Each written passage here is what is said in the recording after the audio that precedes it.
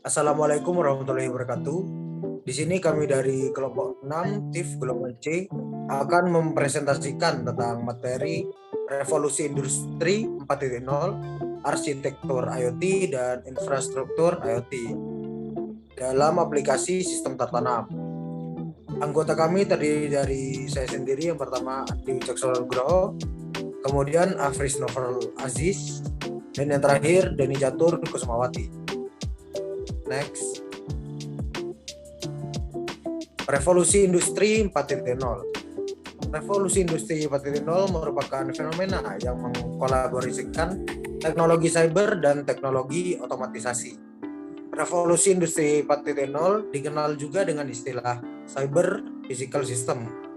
Konsep penerapannya berpusat pada otomatisasi, dibantu teknologi informasi dalam proses pengaplikasiannya, keterlibatan tenaga manusia dalam prosesnya dapat berkurang.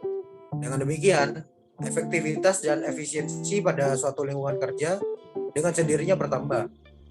Dalam dunia industri, hal ini berdampak signifikan pada kualitas kerja dan biaya produksi.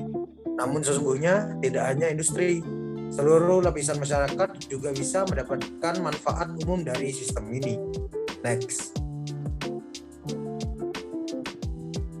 Jenis teknologi di dalam revolusi industri 4.0. Dalam revolusi industri 4.0, setidaknya ada 5 teknologi yang menjadi pilar utama dalam mengembangkan sebuah industri siap digital, yaitu Internet of Things, Big Data, Artificial Intelligence, Cloud Computing, dan Additive Manufacturing. Next. Internet of Things atau biasa disebut IoT merupakan sistem yang menggunakan perangkat komputasi, mekanis, dan mesin digital dalam satu keterhubungan.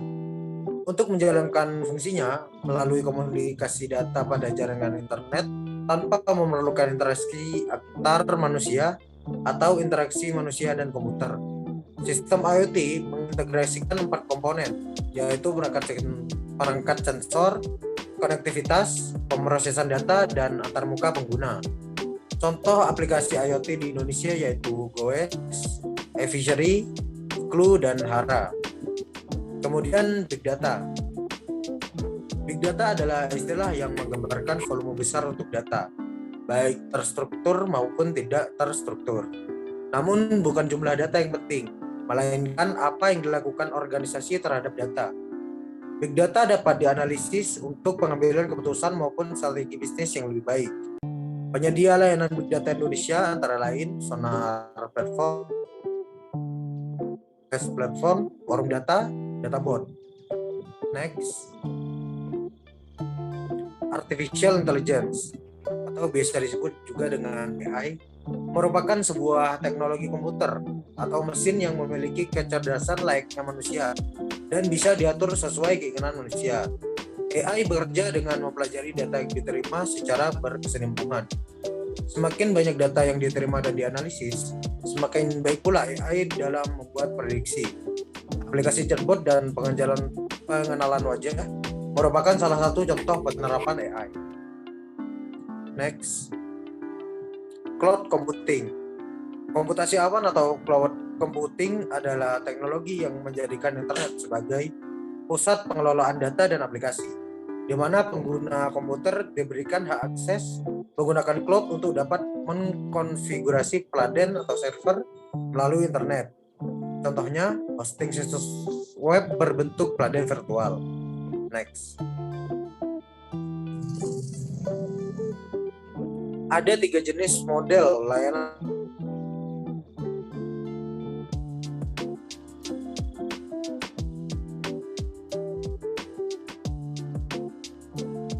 struktur cloud. Kemudian, Cloud Platform as a Service atau PaaS, layanan untuk menggunakan platform yang telah disediakan, sehingga pengembang hanya fokus pada pengembangan aplikasi. Next. Dan yang terakhir yaitu Infrastruktur as a Service, layanan untuk menggunakan infrastruktur yang telah disediakan, di mana konsumen dapat memproses, menyimpan, berjaringan, dan memakai sumber daya komputasi yang lain yang diperlukan oleh aplikasi. Produk-produk cloud computing di Indonesia yaitu Kcloud, Cloud Kilat, Dewa Web, ID cloud house dan free cloud. Kemudian yang terakhir, additive manufacturing. Additive manufacturing merupakan terobosan baru di industri manufaktur dengan memanfaatkan mesin pencetak 3D atau sering dikenal dengan istilah 3D printing. Gambar desain digital yang telah dibuat diwujudkan menjadi benda nyata dengan ukuran dan bentuk yang sama dengan desain sebenarnya atau dengan skala tertentu. Teknologi additive manufacturing mampu memproduksi lebih banyak desain dan memproduksi barang yang tidak bisa dibuat dengan teknologi manufaktur tradisional. Untuk materi selanjutnya saya serahkan kepada Mbak Deni. Baik, saya akan melanjutkan materi mengenai arsitektur IoT. Arsitektur IoT adalah suatu tahapan yang menjelaskan sistem kerja dari komponen terkait fungsi dan pengaturan serta prosedur operasional di data yang digunakan dalam IoT. Kemudian komponen dasar penunjang IoT. Dalam berkembangnya IoT, komponen diperlukan untuk menunjang perkembangan IoT. Komponen antara lain Think, Cloud Gateway, Streaming, Data Processor, Data Lake, Data Web, ML Generate, dan User Application. Things merupakan objek yang dilengkapi dengan sensor yang mengumpulkan data yang akan ditransfer melalui jaringan dan aktuator yang memungkinkan sesuatu untuk bertindak. Lalu gateway. Gateway adalah sarana yang menyediakan konektivitas antara hal-hal dan bagian cloud dari solusi IoT yang memungkinkan processing, pre-processing, dan pemfilteran data sebelum memindahkannya ke cloud untuk mengurangi volume data pemrosesan dan penyimpanan terperinci. Untuk kemudian mentransmisikan perintah kontrol di cloud ke berbagai hal, kemudian menjalankan perintah menggunakan aktuatornya.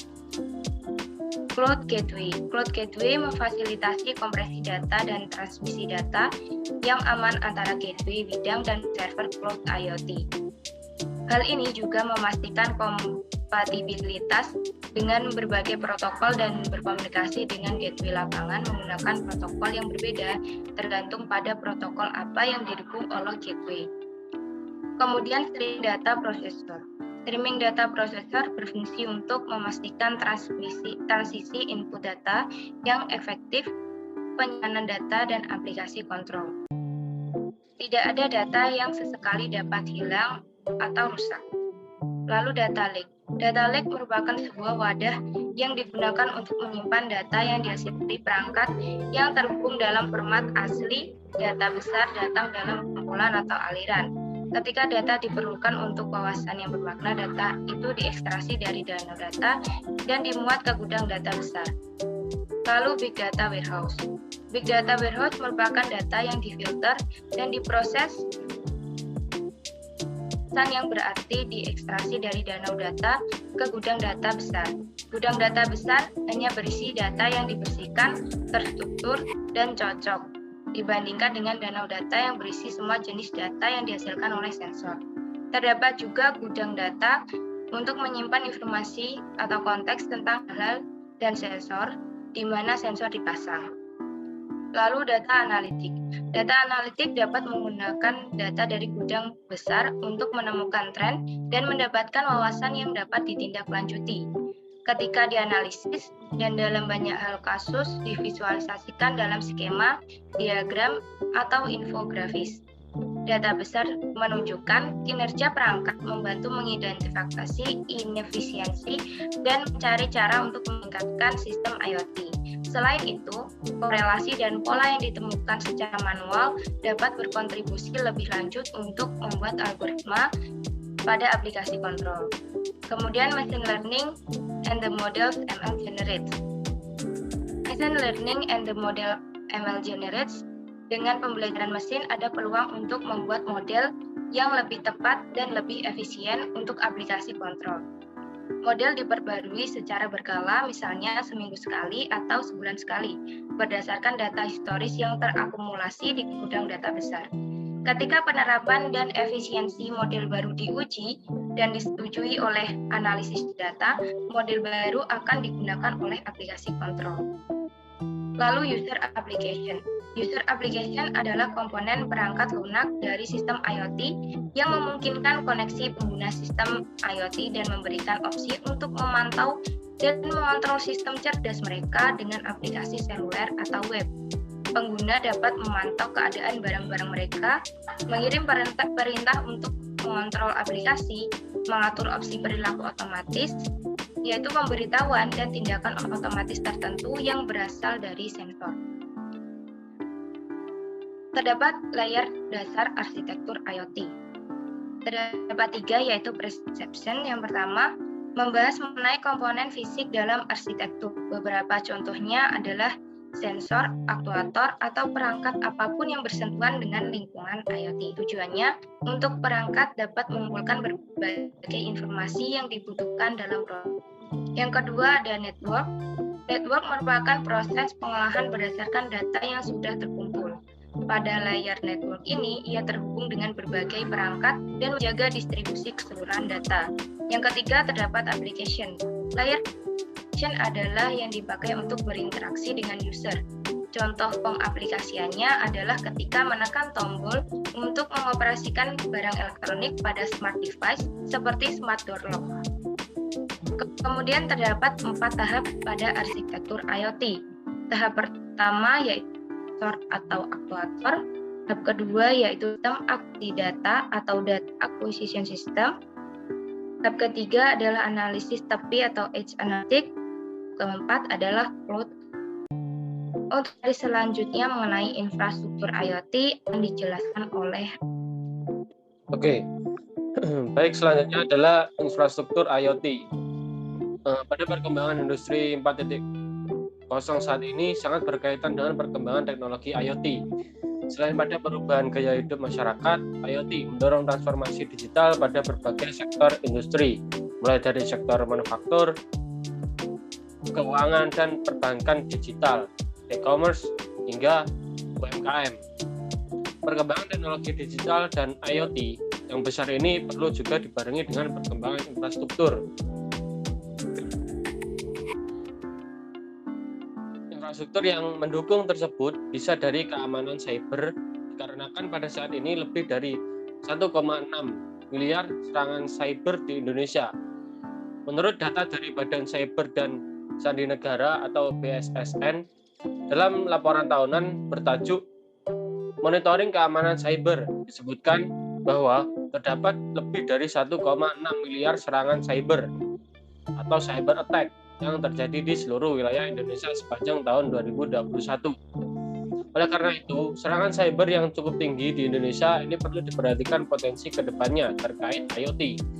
Hal ini ditegaskan oleh Andri Utama Putra, pakar keamanan cyber dan Presiden Direktur PT ITSIC Asia, bahwa pentingnya perkembangan infrastruktur keamanan cyber yang kuat harus menjadi bagian utama perencanaan para pelaku industri, pemerintah maupun masyarakat dalam mendorong transformasi digital yang aman dan termanfaatkan dengan baik. Sekian presentasi dari kelompok kami, kurang lebihnya mohon maaf. Wassalamualaikum warahmatullahi wabarakatuh.